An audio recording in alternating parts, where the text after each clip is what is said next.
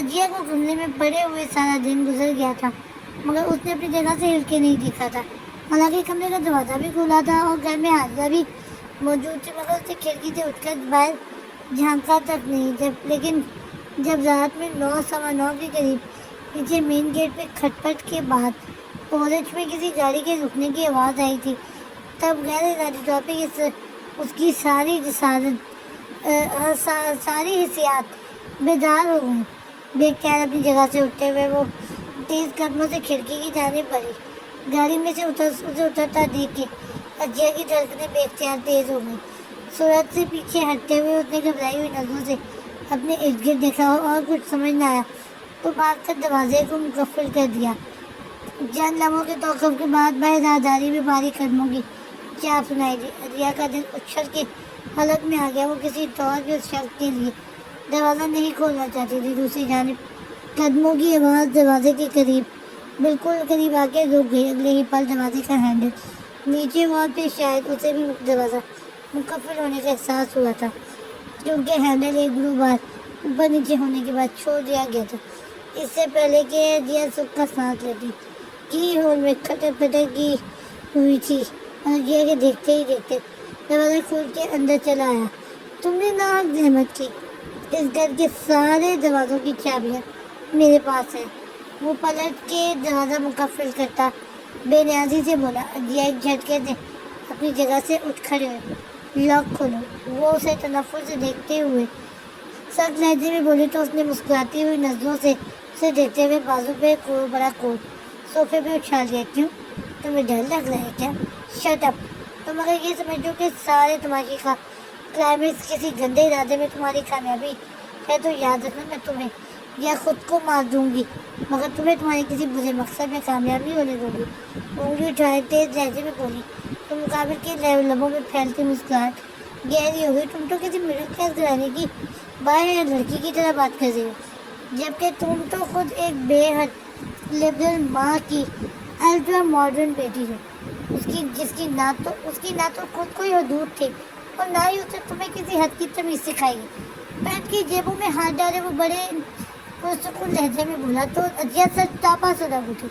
How dare you, तुम्हारी हिम्मत कैसे हुई मेरे माँ के बारे में ऐसी बात करने की? मैंने तो सिर्फ सच्चाई बयान की है। अब तुम्हें कड़वी लगी है तो मैं क्या कर सकता हूँ? वो कंधों को खफीफ सी झम्बिश देते हुए बोला तो अजिया गुस्से से चिल्ला उठी। Get out, I said get out from my room. यार क्या बात है भाई, उसने सताइशी लहजे में कहते हुए अजिया की जान देखा। लेकिन अच्छा लगा तुम्हारा ये इस्तेकाल, क्योंकि आज के बाद मेरा सब कुछ तुम्हारा और तुम सरतापा मेरी हो।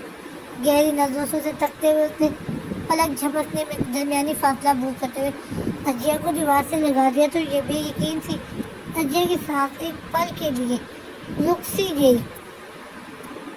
छोड़ो छोड़ो मुझे जलील इंसान। अगले ही लम्हे वो वहशत जुदा से अपने दोनों बाजू की ग्रिप से निकालने को पूरा जोर लगाते हुए चिल्लाई, लेकिन उस पर तो जैसे कोई असर ही नहीं हुआ था।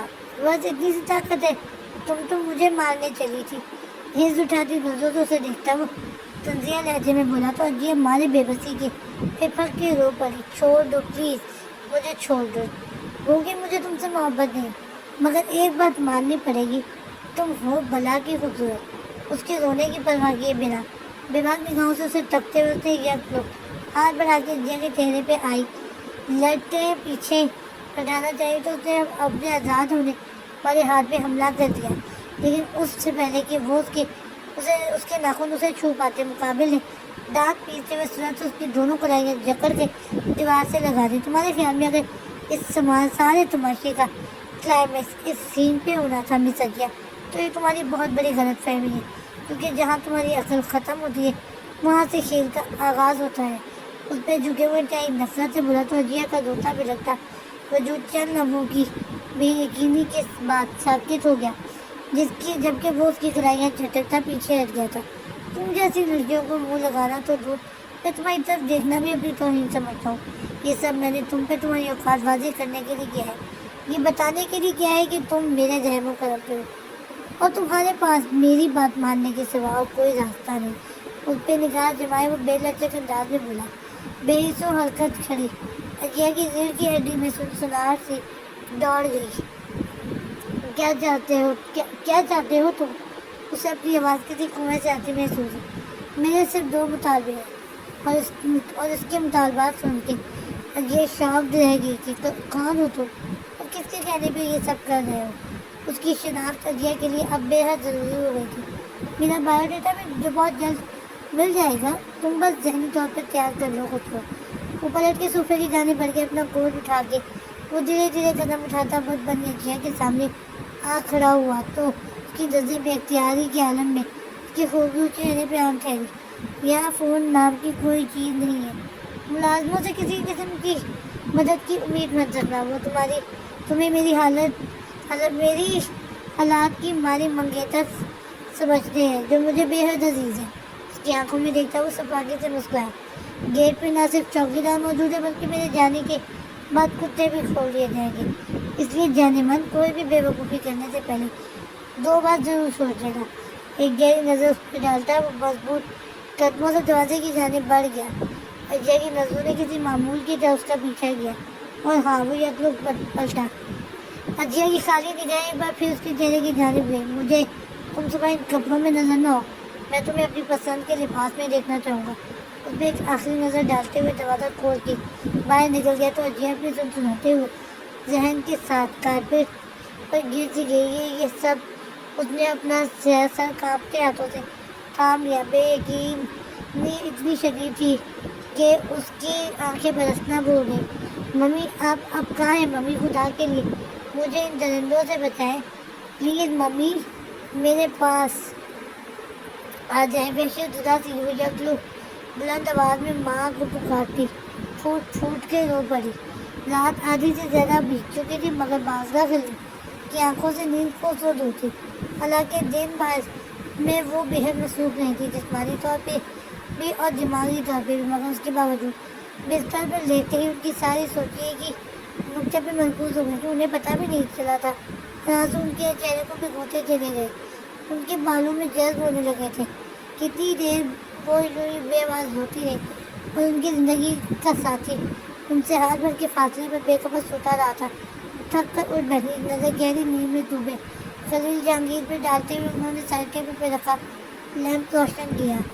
دراز کھول کے وہ اپنی نیند کی دوا ڈھونڈ رہی تھی جب کھٹ پٹ کی آواز کمرے میں پھیلی روشنی سے خلیل صاحب کی آنکھ کھل گئی۔ کیا پرابلم ہے؟ کیوں ڈسٹربنس پھیلا رکھی ہے؟ بندی بندی آنکھوں سے ان کی پشت کو دیکھتے ہوئے انہوں نے بیزاری سے سوال کیا۔ ان کی درجہ بے حسی پر بازگاہ سچاپا سلگ اٹھی۔ ایک جھٹکے سے پلٹتے ہوئے انہوں نے اپنے نام نہاد شوہر کی جانب دیکھا۔ تمہیں نہیں معلوم کیا پرابلم ہے؟ غصے سے کھولتے ہوئے بولی تو خلیل جہانگیر کی آنکھوں میں بھی غصہ پھیل گیا۔ بہت اچھی طرح معلوم ہے، لیکن یہ تمہارا اپنا درد سر ہے، ہمارا اب اس سے کوئی ہمارا اس سے اب کوئی واسطہ نہیں، اس لیے اپنا شور شرابہ بند کرو اور باہر جا کے غم بناؤ۔ تیز لہجے میں کہتے ہوئے وہ بے نیازی سے ان کی جانب سے رخ موڑ دینا چاہتے ہوئے بھی بازگاہ کی آنکھوں میں آنسو تیرنے لگے۔ تم رنجیدہ ہو اور میں سو جاؤں، ایسے بھلا کیسے ہو سکتا ہے؟ کبھی یک رخ محبت کی چاشنی میں ڈوبی نرم آواز ان کے دل و دماغ میں گونجی تو بازگاہ بری طرح چونک گئی۔ یہ بھلا میں کیا سوچنے بیٹھ گئی؟ خود کو سرزنش کرتے ہوئے انہوں نے گھبرا کے دراز میں ہاتھ مارا اور مطلوبہ شیشے کے ہاتھ میں آتے ہی ایک کے بجائے 2 گولیاں پانی کے ساتھ نکل لی۔ آج انہیں یہ اچانک کیا ہوا تھا وہ خود بھی سمجھنے سے قاصر تھے۔ اگلی صبح وہ اپنی ہار تسلیم کر چکی تھی۔ اس شخص نے حقیقتاً اپنی بات ماننے کے سوا اس کے پاس کوئی راستہ نہیں چھوڑا تھا، اسی لیے اس نے کسی کٹپٹلی کی مانند اس کی ہدایت کے مطابق نہا دھو کے اس کے لائے ہوئے کپڑوں میں سے ایک جوڑا زیب تن کر لیا۔ وہ اپنے ناشتے کے آخری مراحل میں تھی جب حاضرہ نے آ کے اسے اس کا پیغام دیا۔ بی بی جی آپ کو صاحب بلا رہے ہیں، نیچے بلا رہے ہیں۔ اور بلا چونچڑا کے اٹھ کے اس کے ساتھ چل دی۔ اس نے اپنے کمرے کے باہر پہلے بار قدم رکھا تھا مگر اس کا ذہن اتنا منتشر تھا کہ اس نے ایک بار بھی نظر اٹھا کے اپنے ارد گرد نہیں دیکھا تھا، بس خاموشی سے حاضرہ کے پیچھے چلتی اس کے روبرو آ کھڑی ہوئی تھی۔ وہ ٹانگ پہ ٹانگ رکھے صوفے پہ براجمان تھا۔ تم اتنی ہی بد تہذیب ہو یا تمہیں کسی نے سلام کرنا سکھایا ہی نہیں؟ حاضرہ کے باہر جاتی ہوئی گہری نظروں سے اس کا جائزہ لیتے ہوئے بولا۔ وہ اندر ہی اندر پولیس اٹھے کیوں بلایا مجھے؟ اس کے طنز کو نظر انداز کیے۔ اس نے سپاٹ لہجے میں استفسار کیا۔ یہ دیکھتے چلیے کہ تم میں ایک اچھی بیوی بننے کے گرس ہے یا نہیں؟ اس میں نگاہیں جمائے وہ نہایت اطمینان سے بولا، تو یہ سلجھ اٹھی، کیا بکواس ہے یہ؟ اچھی بیوی اپنے شوہر سے اس طرح بات نہیں کرتی ہوں۔ اپنی جگہ سے اٹھ کھڑا ہوا، ویسے تم پہ یہ رنگ اور لباس دونوں ہی بہت اچھے ہیں۔ دھیرے دھیرے قدم اٹھاتا اس کے مقابل آ کھڑا ہوا، جو سوکھ اور سیاہ کڑھائی والے سوٹ میں واقعی بہت خوبصورت لگ رہی تھی۔ اپنی حد میں رہو، بتاؤ مجھے یہاں کس لیے بلایا ہے؟ غصے میں اس کی جانب دیکھتے ہوئے اس نے کڑے لہجے میں اپنے سوال تھا، پھر کیا سوچا تم نے؟ میری بات مانی ہے یا؟ اس نے قصدن اپنی بات ادھوری چھوڑتے ہوئے اجے کی طرف دیکھا۔ میں تیار ہوں۔ نظر چراتے ہوئے اس نے اپنی ہمت مجتمع کر کے جواب دیا، مقابل کے لبوں پہ بھرپور مسکراہٹ آن ٹھہری۔ گھر تو پھر چلو کام شروع کرتے ہیں۔ اس نے بائیں ہاتھ سے صوفے کی طرف اشارہ کیا۔ متذبذب سی اجیا لب چباتی صوفے کی طرف بڑھ گئی۔ بھائی مبارک ہو آپ سب کو۔ بہروز اور شہباز حسن آگے پیچھے لاؤنج میں داخل ہوئے تو وہاں موجود سب ہی افراد ان کی جانب متوجہ ہو گئے۔ یقیناً کوئی بڑی خوشی کی خبر تھی جب وہ دونوں بھائی سب کام چھوڑ چھاڑ کر بھاگے آئے تھے۔ انہوں نے کیس واپس لے لیا ہے، بہروز صاحب نے مسکراتے ہوئے سب کو متا کیا تو مارے حیرت کے سب گنگ رہ گئے۔ کیا؟ لیکن آپ کو کیسے پتہ چلا؟ جبین بیگم نے شوہر کی جانب دیکھا۔ اصغر صاحب آئے تھے، انہوں نے بتایا ہے کہ ان کے وکیل کا فون آیا تھا، وہ کیس واپس لے رہے ہیں۔ بہروز حسن نے اپنے وکیل کا حوالہ دیا تو فاطمہ بیگم حیرت زدہ سی بولی، ایسا کیسے ہو سکتا ہے؟ وہ لوگ بنا کسی مطالبے یا بات چیت کی اپنا ہی دائر کیا ہوا مقدمہ کیسے واپس لے سکتے ہیں؟ یہی تو ہماری بھی سمجھ میں نہیں آ رہا۔ وہ بھابھی کی جانب دیکھتے ہوئے صوفے پہ بیٹھ گئے۔ تم لوگوں کی بات ہوئی ہے شاہی سے؟ اب تک خاموش بیٹھے داؤد صاحب نے سوال کیا۔ تفصیل سے تو نہیں، لیکن بات ہوئی ہے شاہی سے۔ وہ ایک پارٹی کے ساتھ مصروف ہے، کہہ رہا تھا کہ شام میں گھر آ کے بات کرے گا۔ انہوں نے باپ کی جانب دیکھتے ہوئے جواب دیا تو وہ الجھے سے کسی سوچ میں ڈوب گیا۔ بتا چاہے کچھ بھی ہو، مجھے اس بات کی خوشی ہے کہ اس بلا سے جان چھوٹی۔ مطمئن سی جبین بیگم نے مسکرا کر کہا تو ماں فاطمہ بھی مسکرا دی۔ صحیح کہہ رہی ہیں آپ، میرے خیال میں ہمیں عالیہ آپا اور مہناز کو بھی یہ خوشخبری دینی چاہیے۔ انہوں نے دونوں نندوں کا حوالہ دیا۔ بالکل، جبین نے دیورانی کی تائید کی۔ بہروز صاحب مسکراتے ہوئے اٹھ کھڑے ہوئے۔ اچھا بھائی تم لوگ جا کے اطلاعات دو، ہم دونوں فیکٹری چلتے ہیں، ہلکے پھلکے لہجے میں کہتے ہوئے انہوں نے داؤد صاحب کی طرف دیکھا جو کسی سوچ میں ڈوبے ہوئے بیٹھے تھے۔ خیر تو ہے بابا، آپ اتنے چپ چپ سے کیوں ہیں؟ یہی سوچ رہا ہوں کہ یہ سب کیسے ہوا۔ انہوں نے نظریں اٹھاتے ہوئے بیٹے کا چہرہ دیکھا۔ یہ تو اب شاہی ہی بتا سکتا ہے، اور اگر یہ سب اس کے بھی علم میں نہ ہوا تو پھر ہم کیا کہہ سکتے ہیں؟ وہ دھیرے سے بولے تو داؤد صاحب خاموش ہو گئے۔ اجیا نے کانپتے ہوئے انگلیوں سے نمبر ملا کے موبائل کان سے لگایا، اپنے منہ سے اپنی ماں کے حیثیت دینے کے خیال سے بار بار اس کی آنکھیں بھر رہی تھیں، مگر وہ اپنے برابر بیٹھے شخص کے ساتھ اس قدر مجبور ہو گئی تھی کہ وہ چاہ کر بھی اپنی ماں کو اس قدر اس تکلیف سے نہیں بچا سکتی تھی۔ دوسری طرف سے کال ریسیو کر لی گئی تھی۔ اجیا کا دل اچھل کے حلق میں آ گیا۔ ہیلو بازرہ کی ہیلو کے جواب میں اس نے پھنسی ہوئی آواز میں ہیلو کہا تو اس کے برابر بیٹھے شخص نے اچانک ہاتھ بڑھا کر اس کا ٹھنڈا ہاتھ تھام لیا۔ اس کی سرکت پہ اجیا نے تڑپ کے آنسو بھری آنکھیں اٹھائی اور اس کی نظروں سے چھلکتی تنبیہ نے اسے سرکت کا مقصد اچھی طرح سمجھا دیا۔ ہیلو ممی، اس نے اس پر سے نگاہیں ہٹا کر اجیا نے اپنی تمام تر ہمت مجتمع کرتے ہوئے کہا۔ دوسری طرف بازرہ کا پورا جسم کانپ کر کان بن گیا۔ کون؟ اجیا بول رہی ہو؟ انہوں نے بے قراری سے استفسار کیا۔ اجیا نے اپنی سسکی کا گلا گھونٹتے ہوئے اپنا نچلا لب دانتوں تلے دبا لیا۔ ہیلو اجیا۔ دوسری طرف سے بازرہ کی بے چین پکار سنائی دی تو اس کے برابر بیٹھے شخص نے کہا دباتے ہوئے تو بولنے کا اشارہ دیا۔ جی ممی کی بچی، اتنا سب کرنے کے بعد تمہاری ہمت کیسے ہوئی مجھے فون کرنے کی؟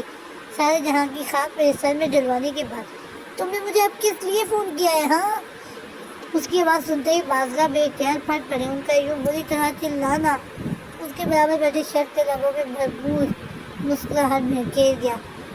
میں آپ سے بات کرنا چاہ رہی تھی، وہ اٹکتے ہوئے بولی۔ اس کی سمجھ میں نہیں آ رہا تھا کہ انہیں کیا جواب دے۔ میری جان مزید جلانا رہ گئی تھی کیا جو مجھ سے بات کرنا چاہ رہی تھی؟ ارے میں پوچھتی ہوں کہ اگر یہی گل کھلانا تھا تو دانے کے ساتھ کون سا ڈرامہ رچا رکھا تھا تمہیں یہ گھٹیا حرکت کرتے ذرا حیا نہ آئی؟ یا پھر جس کے ساتھ منہ کالا کیا تھا اس سے دل بھر گیا تھا؟ کوئی غور سے ایک ممی پلیز اسٹاپ اٹ، اجیا یک لوگ چلاتے ہوئے پھوٹ پھوٹ کے رو پڑی تو اس کے شخص نے تیزی سے ہاتھ بڑھا کے موبائل اس سے لیا اور جو اجیا نے سسکتے ہوئے اپنا چہرہ دونوں ہاتھوں میں چھپا دیا۔ کب سے ڈانٹے جا رہی ہیں میری اجی کو، آپ بس بھی کریں نا ممی جی، اس نے ممی جی پہ زور دیتے ہوئے کہا۔ بازگاہ ایک پل کو حیران رہ گئی، لیکن ایک یہی پل ان کا خون کھول اٹھا۔ تمہاری جرأت کیسے ہوئی مجھے مخاطب کرنے کی؟ ذلیل کمینے انسان جرأت کی کیا بات کرتی ہے ممی جی؟ ذرا اپنے بھائیوں بھتیجے سے پوچھیں، وہ آپ کو بتائیں گے کہ کتنا جری ہوں میں۔ ان کی حالت سے اٹھاتا وہ مسکرا کر بولا تو بازگاہ کے تلووں سے لگی اور سر پہ مجھے جانتی ہوں تم جیسوں کی اوقات نہ جانے کس گھٹیا خاندان کی پیداوار خاندان تک مت پہنچے ممی جی، ایسا نہ ہو کہ کوئی گنگشتہ رشتہ ہی نکل ہے۔ ایک نظر رجوع اجیا پہ ڈال کے اس نے جتائے ہوئے لہجے میں انہیں ٹوکا تو بازگاہ بری طرح چونک گئی۔ کیسا رشتہ؟ وہی کوئی پہلا پرانا بے حد قریبی رشتہ، اس نے قصدن انہیں جلانے کو کوئی اسرار لہجے میں کہا۔ بازگاہ کا جب جواب دے گیا، بکواس بند کرو اپنے سیدھے طریقے سے بتاؤ کون ہو تم؟ غصہ نہ کرے ممی جی، ایسا نہ ہو کہ آپ سچ کی کتاب نہ لا سکیں۔ اور سیدھا اوپر وہ بے اختیار کہکا لگا کے ہنس پڑا تو اپنے دھیان میں رجوع اجیا چونک کو اس کی طرف دیکھنے لگی۔ زوال علی نام ہے میرا، محترمہ بازگاہ خلیل صاحبہ، زوال علی۔ کچھ یاد آیا؟ اجیا کی آنسو بھری آنکھوں میں دیکھتے ہوئے اس نے ٹھہرے ہوئے لہجے میں اپنا تعارف کروایا تو جہاں دوسری طرف سناٹا چھا گیا تھا وہیں ایک نام اجیا کے ذہن کے کسی کونے سے نکل کر ہر بھید کھول گیا۔ ہیلو مسز خلیل، آپ زندہ ہیں کیا؟ سچ بڑا ترس آ رہا ہے مجھے آپ پر، آپ کی زندگی بھر کی محنت پر پانی پھیر گیا اور آپ کی بیٹی کو آپ کے دشمنوں سے محبت ہو گئی۔ تب کیسے؟ یہ بہت بڑی عجیب سی کہانی ہے، لیکن مختصر یہ کہ آپ کی لاڈلی نے آپ کی دشمنی کو آگے بڑھانے سے انکار کر دیا۔ یقین مانے اجیا نے ہر بات جانتے بوجھتے مجھ سے رشتہ جوڑا ہے کیونکہ ہم دونوں ایک دوسرے کے بغیر نہیں رہ سکتے، اس لیے بہتر ہے کہ آپ بھی اپنی شکست تسلیم کر کی بات مکمل بھی نہ ہوئی تھی کہ دوسری طرف سے فون بند کر دیا گیا۔ لو انہوں نے فون ہی بند کر دیا، شاید ہمت جواب دے گئی بیچاری کی۔ خود کلامی کرتے ہوئے اس نے موبائل ایک طرف رکھ کے بت بنی بیٹھی اجیا کی جانب دیکھا تو ڈارلنگ کیسا لگا سرپرائز؟ اس نے فاتحانہ مسکراہٹ لیے سوال کیا تو شوق کے عالم میں بیٹھی اجیا پھٹ پڑی، بے حد گھٹیا، گرا ہوا اور بزدلانہ۔ ایسا قدم تم جیسے ذلیل اور کمینے لوگ ہی اٹھا سکتے ہیں۔ اس کی آنکھوں میں آنکھیں ڈالے وہ بھرپور نفرت سے بولی، مگر مقابل پہ اس کی کوئی سی بات کا اثر نہیں ہوا۔ وہ اس کی جانب دیکھتا ہوا یوں ہی مسکراتا رہا۔ نہیں میری جان، ایسا قدم ہم صرف تم جیسے ذلیل اور کمینے لوگوں کے لیے ہی اٹھاتے ہیں۔ تم اور تمہاری ماں جیسی بے لگام مخلوق کو اس کی اوقات کی یاد دلانا مجھے اچھی طرح آتا ہے۔ تم نے کیا سوچا تھا کہ تم جو چاہو گی وہ کر گزرو گے اور کوئی تمہیں پوچھے گا بھی نہیں؟ نہیں اجیا صاحبہ، ہر بار ایسا نہیں ہوتا۔ تم نے اس عذاب کو خود دعوت دی ہے، اب سزا بھگتنے کے لیے بھی تیار ہو جاؤ۔ کے چہرے پہ نظریں اگاڑی وہ شفاف لہجے میں بولا۔ اجیا کے بوڑھے جسم میں خوف کی لہر دوڑ گئی۔ دیکھو تم نے جو کہا تھا وہ میں نے کر دیا، اب مجھے جانے دو۔ تو جاؤ نا سویٹ ہارٹ، کس نے روکا ہے؟ اس نے استحضاء انداز میں اجیا کی طرف دیکھا، لیکن ایک بات ہے، تم جاؤ گی کہاں؟ تم کیا سمجھتی ہو کہ میں نے تم سے تمہاری ماں کو یوں ہی فون کروایا تھا؟ اس نے طنزیہ مسکراہٹ لبوں میں لیے سوال کیا۔ نو مائی انوسینٹ ڈال، میں تمہارے اپنے ہاتھوں سے اس تابوت میں آخری کیل ٹھکوانا چاہتا تھا تاکہ کوئی بھی کبھی بھی تمہاری مدد کے لیے نہ آ سکے۔ اب تمہارا ہر راستہ تک آتا ہے اور میں تم پر پورا حق رکھتا ہوں۔ آفٹر آل تمہارے شوہر جو اس کے فک ہوتے چہرے پہ نگاہیں جمائے واقعی میں بھرپور انداز میں مسکرایا۔ اجیا کو ہفتے آسمان اپنی نگاہوں میں گھومتے محسوس ہوئے تھے۔ کس قدر مکار تھا یہ شخص اور کتنی مربوط پلاننگ تھی اس کی، تو حقیقت کہیں کی بھی نہ رہی تھی۔ نہیں کچھ نہیں لگتے ہو تم میرے، کوئی حق نہیں ہے مجھ پہ تمہارا۔ نفی میں سہلاتے ہوئے جیسے پاگل ہو دینے کو تھی۔ تو ٹھیک ہے شادی کر لو مجھ سے۔ اس کی طرف دیکھتا وہ نہایت اطمینان سے بولا۔ اجیا مارے حیرت کی گم ہو گئی۔ ایک بار یاد رکھنا اجیا، یہ نکاح میری نہیں تمہاری مرضی ہے، جو مجبوری ہے، کیونکہ میں تو اپنا کام نقدی نگاہ نامے سے بھی چلا لوں گا۔ اس کی پتھرائی ہوئی آنکھوں میں جان تھا۔ اس سے پانچ لہجے میں اسے باور کراتا۔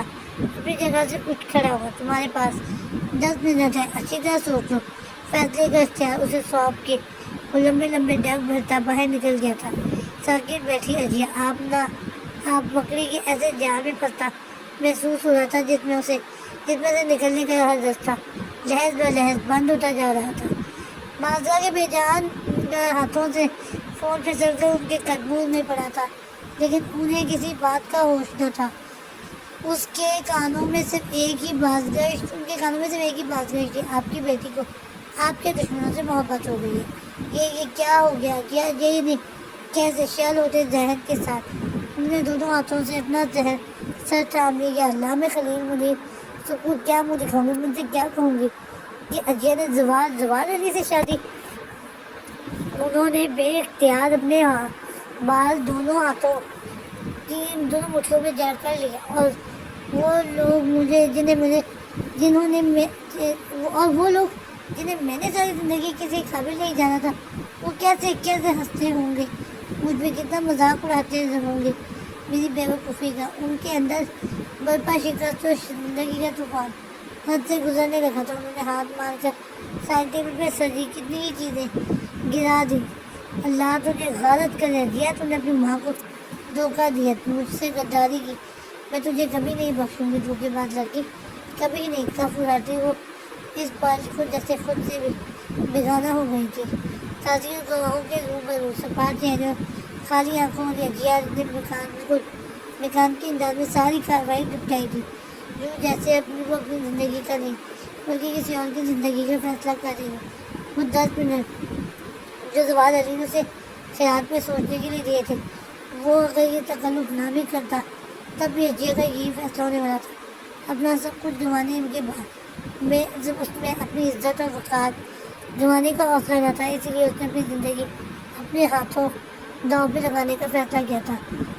لیکن نکاح کے بعد جب وہ اس کے سامنے آیا تھا تب اجیا کو اس حقیقت کا احساس بڑی شدت سے ہوا تھا کہ وہ خود کس حد تک بے دستور پا کر چکی تھی۔ ہاں تو مسز اجیا زوال کیسا محسوس کریں گے آپ؟ خود کو اپنے دشمن کو سونپ کے وہ دھیرے دھیرے قدم اٹھاتا اس کے مقابل آ کھڑا ہوا۔ یہ اجیا کی آنکھوں میں سراسیمگی اتر آئی، مگر اس نے کمال ہمت سے خود کو سنبھالا تھا۔ ایک بات یاد رکھنا زوال علی، تمہاری دھوکے بازی نے یہ بات ثابت کر دی ہے کہ تم غلط تھے ہو اور رہو گے، کیونکہ اگر تم حق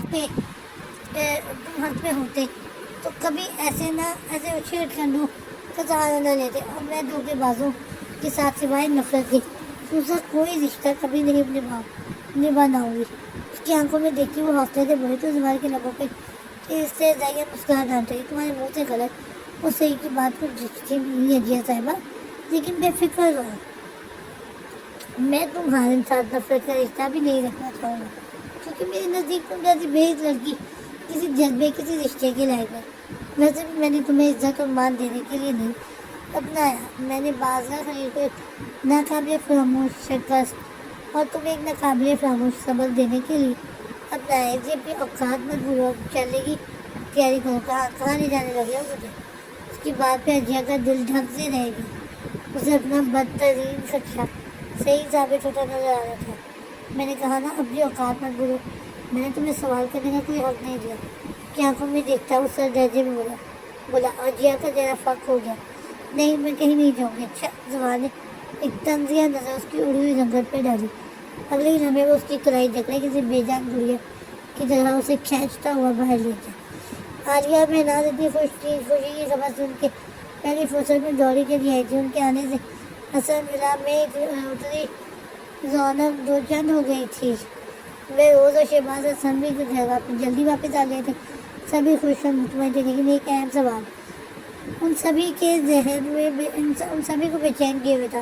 پتہ نہیں یہ شاہی کہاں رہ گیا۔ شہباز صاحب نے ایک نظر گھڑی پہ ڈالتے ہوئے کہا تو شاہجہاں شام کے 6 بج رہے تھے۔ آپ سے پتہ کروائیں کس پارٹی کے ساتھ گیا ہے؟ متفقہ سی جمیل نے کہتے ہوئے بہروز حسن کی جانب دیکھا۔ تبھی باہر گیٹ میں جانا پہچانا سنوارن سنائی دیا۔ لو آ گیا تمہارا لاشا، بہروز صاحب نے مسکراتے ہوئے کہا۔ سب کی نظر داخلی دروازے کی جانب اٹھ گئی، جو چند لمحوں میں واہ ہوا اور شاہی اندر داخل ہوا۔ السلام علیکم۔ لاؤنج میں موجود سب خیروں کو دیکھتے ہوئے میں پوری مسکراہٹ کے سے اسلام کیا تو سبھی کھلونے والے کو اسلام کدھر دیکھے تھے بیٹا، وہ عادت سب سے پہلے بابا جان کی طرف بڑھا، ان کا اشارہ تھپتھپاتے ہوئے پاس بٹھا لیا۔ بس بابا ایک بہت ضروری کام کے لیے گیا تھا، اسی لیے دیر ہو گئی۔ اب ویسے آپ سب کو بہت مبارک ہو۔ تو چمکتا چہرہ لیے تمام حاضرین کی محفل کی جانب دیکھا ہوا داؤد حسن بے اختیار خاموش ہو گئے۔ خیر مبارک بیٹا، لیکن یہ سب ہوا کیسے؟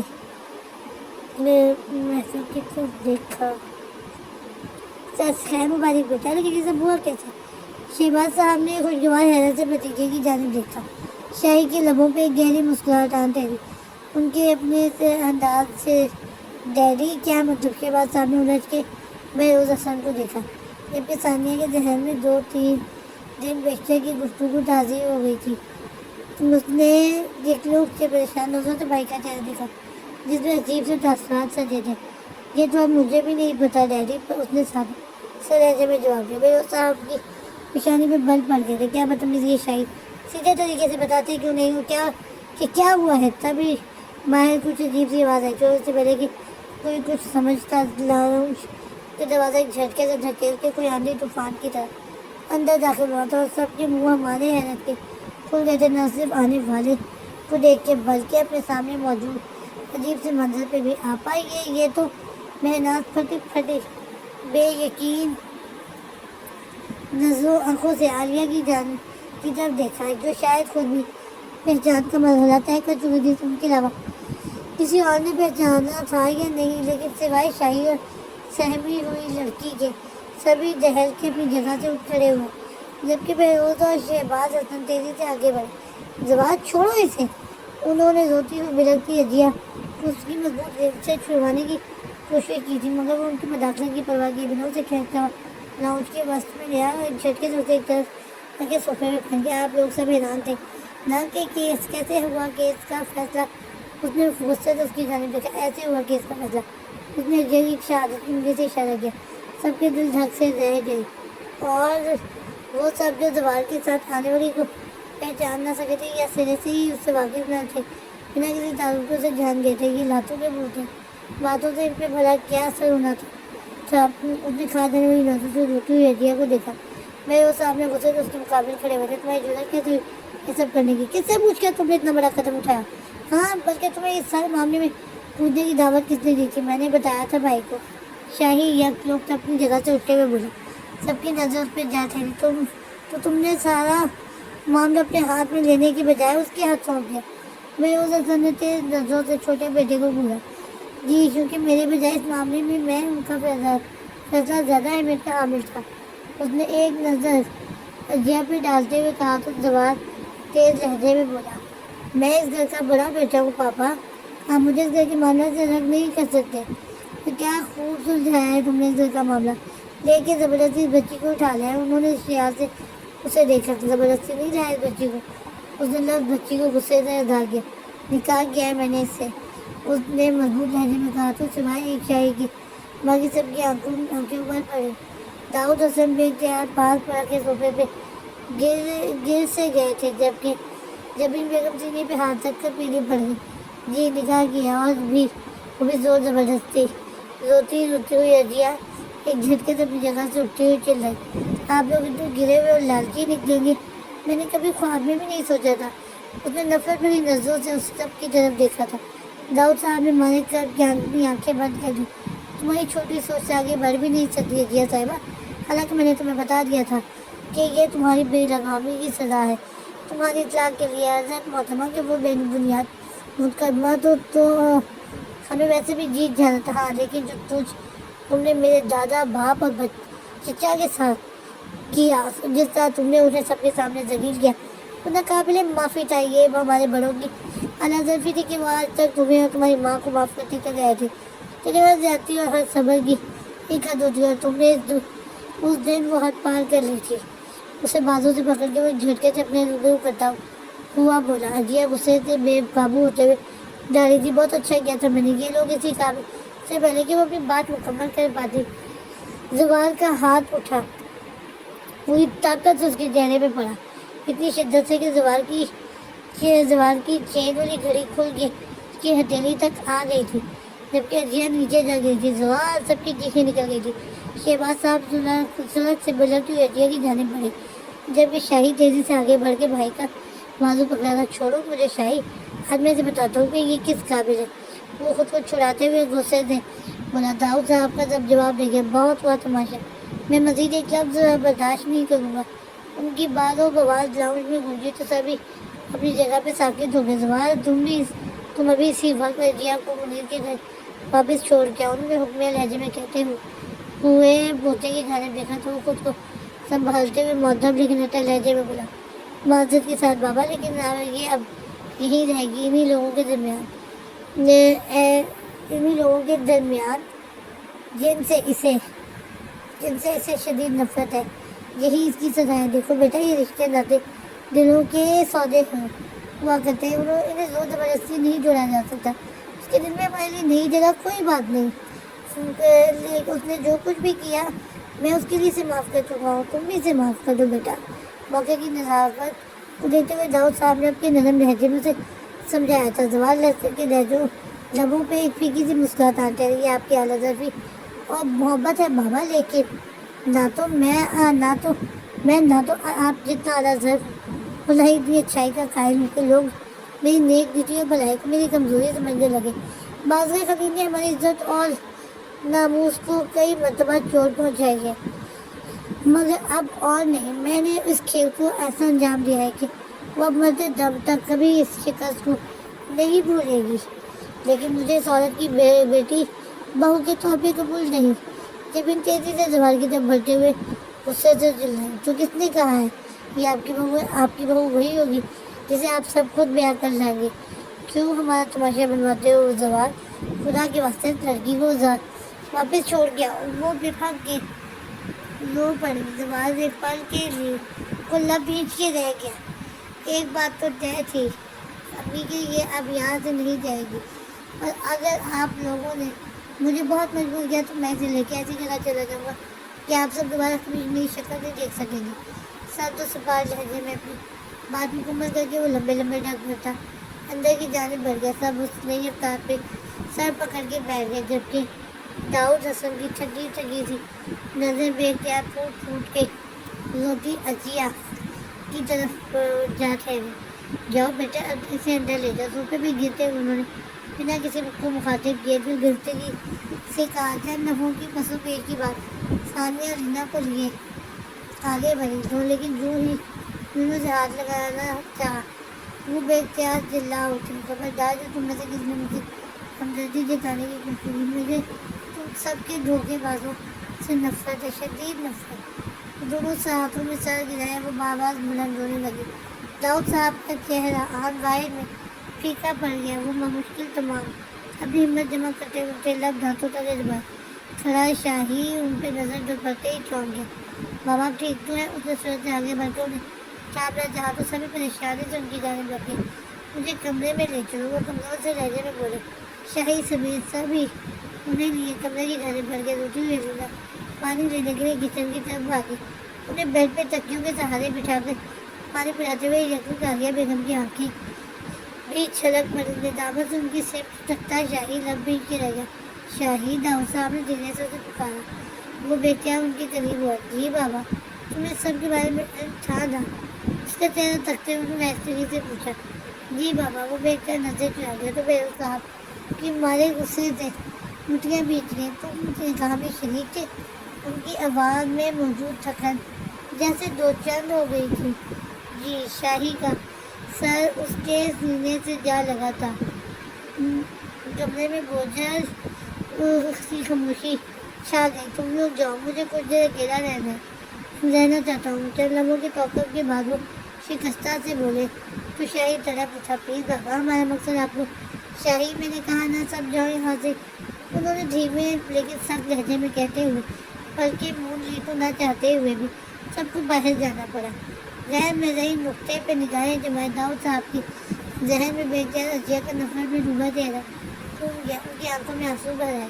کتنی آرزو تھی ان کی کہ وہ اس کی ہر بدگمانی، ہر نفرت کو دور کر کے مرنے سے پہلے ایک بار اسے اپنے سینے سے لگا سکیں، اور ان کی بدقسمتی کہ ان کی یہ آرزو اب کبھی پوری نہیں ہونے والی تھی، حتیٰ کہ وہ اس وقت بھی شدید خواہش کے باوجود اپنے سامنے بلکتی اشیاء کو اٹھا کے خود سے لگا نہ سکے تھے، اسے اپنے ہونے کا یقین نہیں دلا سکے تھے۔ اپنی اس درجہ بے بسی پہ ان کے آنسوؤں میں شدت در آئی، اور بے اختیار وہ وقت انہیں یاد آنے لگا جب زندگی ان تمام تکلیفوں سے آری بہت ہلکی، بہت خوبصورت تھی۔